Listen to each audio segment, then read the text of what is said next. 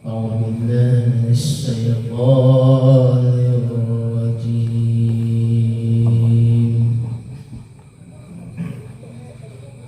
بسم الله الرحمن الرحيم.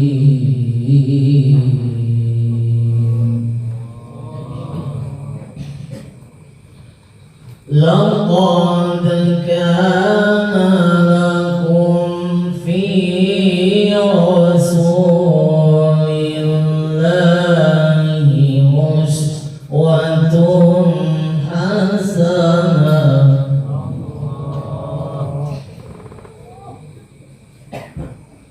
لقد كان لكم في رسول الله أسوة حسنة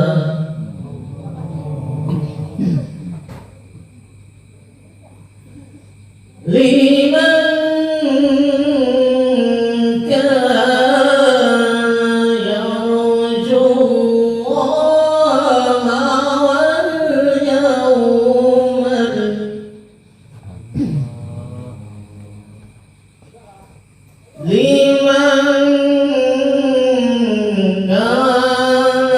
يرجو الله واليوم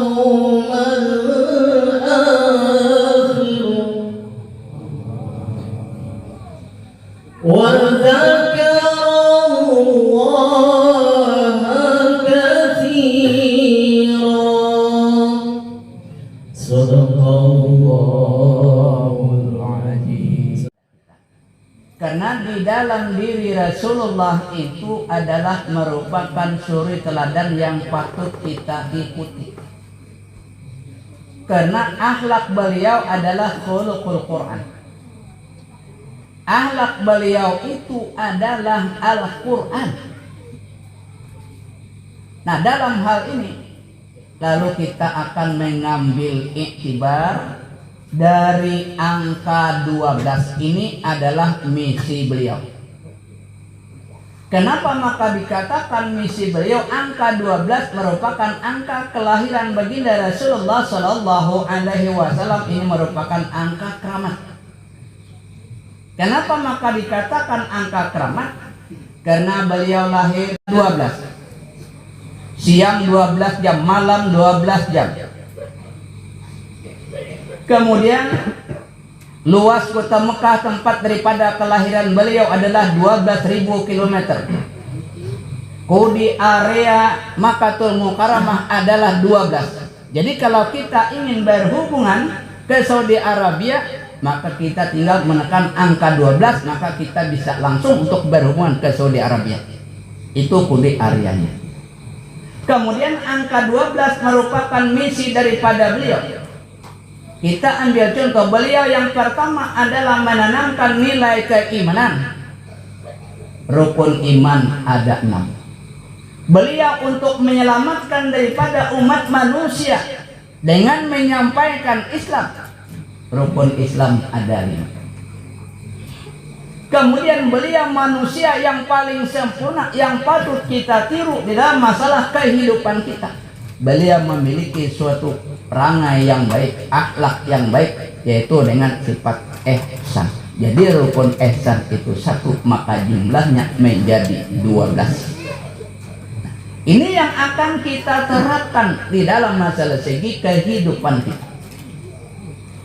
Karena beliau untuk melakukan perjuangan di Makkatul Mukarramah, beliau yang pertama menanamkan tentang nilai-nilai keimanan.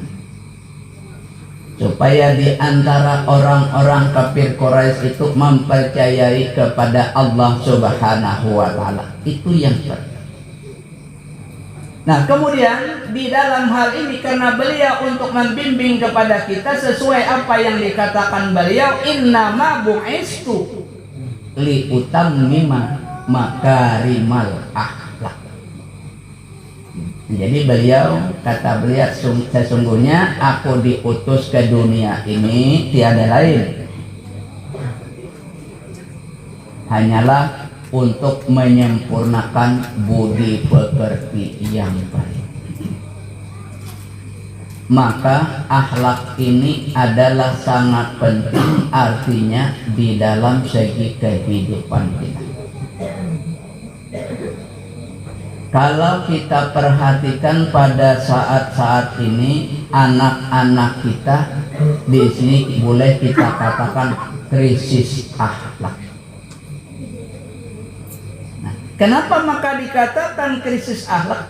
Anak-anak kita banyak yang sudah kada berakhlak lagi terhadap orang-orang tua, baik terhadap guru-guru.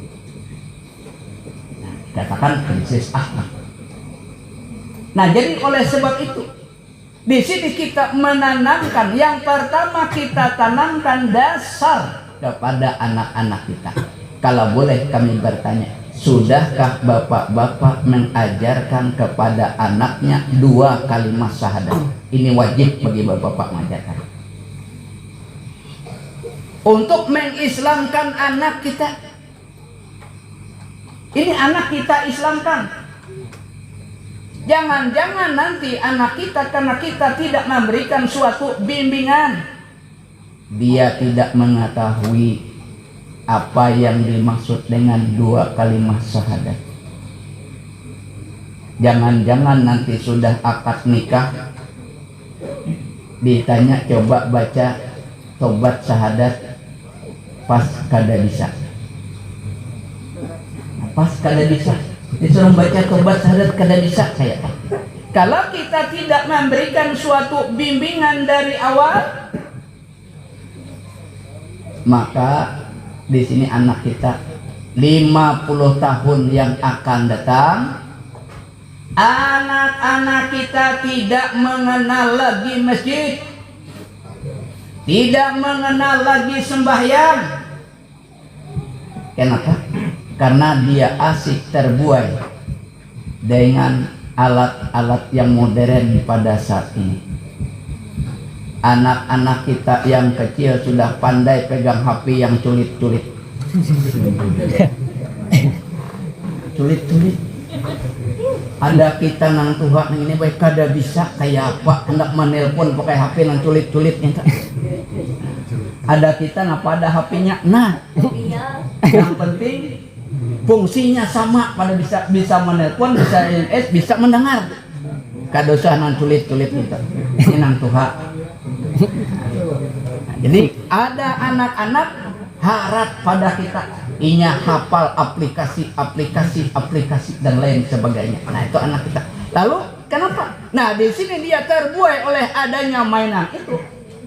Akibatnya dia tidak mengetahui adanya dasar-dasar di dalam masalah agama. Nah, di sini kita tanamkan nilai-nilai agama. Kenapa maka kita menyarankan hal yang sedemikian? Karena itu adalah sangat penting, karena anak itu nanti akan bertanggung jawab kepada orang tuanya. Kalau sekarang orang tua bertanggung jawab kepada anaknya. Kalau anak kita buta di dalam masalah agama, siapa yang mendoakan kita nanti? Siapa yang mendoakan kita? Kalau anak kita buta, ditinggali harta begitu banyak, nol hasilnya. Kalau orang tua meninggali berupa ilmu pengetahuan untuk anaknya diberikan suatu bimbingan keagamaan, umpamanya anaknya kita sekolahkan ke sekolah agama. Nah, ke sekolah agama kita kada mampu untuk membimbing anak kita sekolahkan. Kemana kita menyekolahkan? Sekolah agama, ke pondok pesantren kah atau ke madrasah?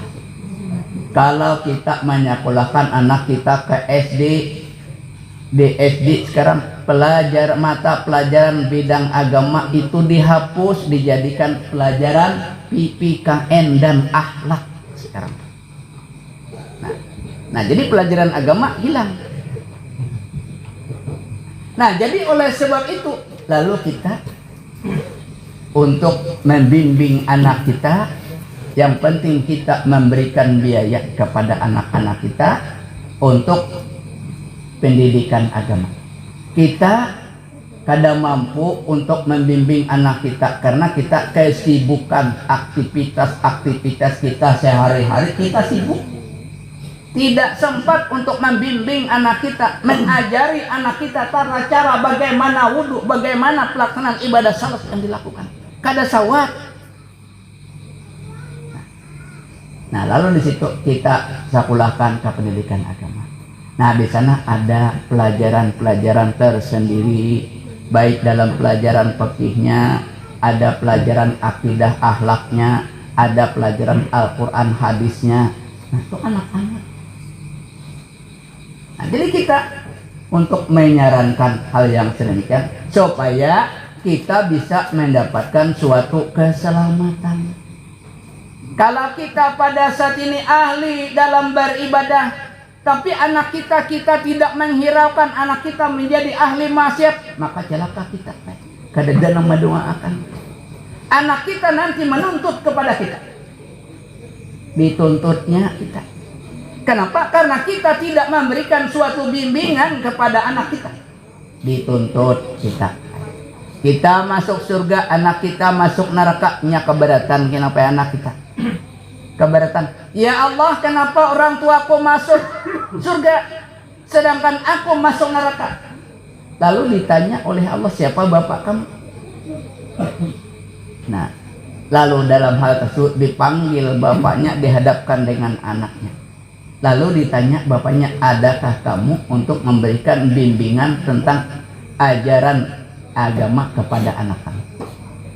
Kalau orang tuanya ada memberikan bimbingan pelajaran agama, anaknya tidak menuruti hal yang sedemikian, tidak memakai dalam hal yang sedemikian, kata orang tuanya, sudah kuberikan, kusakulahkan untuk ke sekolah ini dengan memberikan biaya setiap kali dalam masalah itu.